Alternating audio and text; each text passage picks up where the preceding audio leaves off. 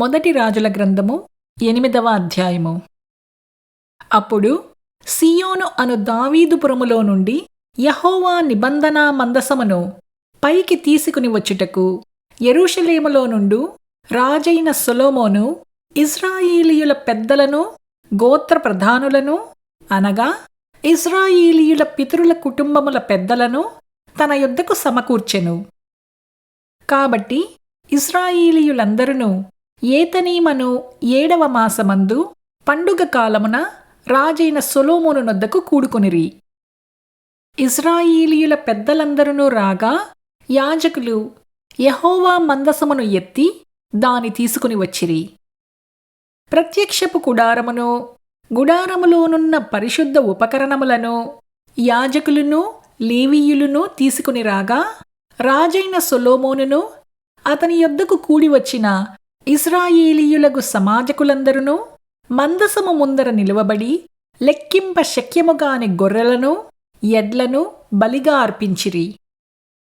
మరియు యాజకులు యెహోవా నిబంధన మందసమును తీసుకొని దాని స్థలములో అనగా మందిరపు గర్భాలయమగు అతి పరిశుద్ధ స్థలములో కెరూబుల రెక్క క్రింద దానిని ఉంచిరి.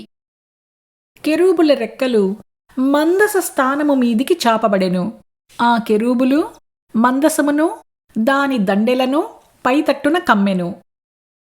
వాటి కొనలు గర్భాలయము ఎదుట పరిశుద్ధ స్థలములోనికి కనపడునంత పొడవుగా ఆ దండెలుంచబడెను.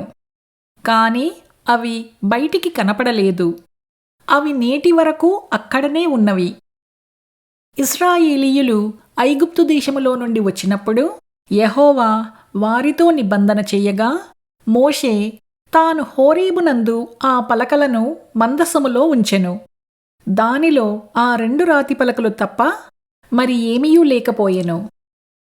యాజకులు పరిశుద్ధ స్థలములో నుండి బయటికి వచ్చినప్పుడు మేఘము యెహోవా మందిరమును నింపెను. కాబట్టి యెహోవా తేజో మహిమ యెహోవా మందిరములో నిండుకొనగా ఆ మేఘమున్న హేతువు చేత యాజకులు సేవ చెయ్యుటకు నిలవలేకపోయిరి.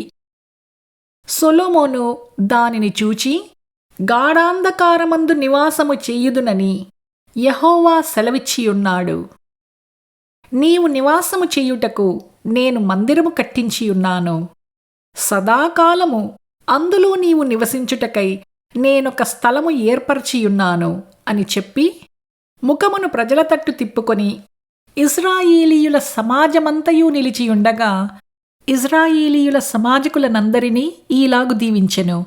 నా తండ్రి అయిన దావీదునకు మాట ఇచ్చి దాని నెరవేర్చిన ఇశ్రాయేలీయుల దేవుడైన యెహోవాకు స్తోత్రము కలిగియుండునుగాక. నేను ఇశ్రాయేలీయులగు నా జనులను ఐగుప్తులో నుండి రప్పించిన నాట నుండి నా నామము దానియందుండునట్లుగా ఇశ్రాయేలీయుల గోత్రస్థానములలో ఏ పట్టణములోనైనను మందిరమును కట్టించుటకు నేను కోరలేదు కాని ఇశ్రాయేలీయులగు నా జనుల మీద దావీదును ఉంచుటకు నేను కోరియున్నాను అని ఆయన సెలవిచ్చెను.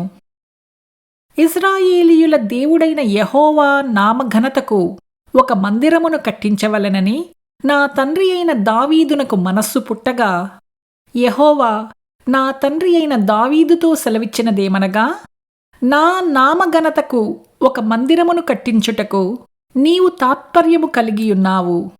ఆ తాత్పర్యము మంచిదే. అయినను నీవు మందిరమును కట్టించకూడదు. నీ నడుములో నుండి పుట్టబోవు నీ కుమారుడు నా నామఘనతకు ఒక మందిరమును కట్టించును. తాను సెలవిచ్చిన మాటను యెహోవా నెరవేర్చియున్నాడు. నేను నా తండ్రి అయిన దావీదునకు ప్రతిగా నియమింపబడి యెహోవా సెలవు చొప్పున ఇశ్రాయేలీయుల మీద సింహాసనాసీనుడనయ్యుండి ఇశ్రాయేలీయుల దేవుడైన యెహోవా నామఘనతకు మందిరమును కట్టించియున్నాను. అందులో యెహోవా నిబంధన మందసమునకు స్థలమును ఏర్పరచితిని. ఐగుప్తు దేశములో నుండి ఆయన మన పితరులను రప్పించినప్పుడు ఆయన చేసిన నిబంధన అందులోనే ఉన్నది.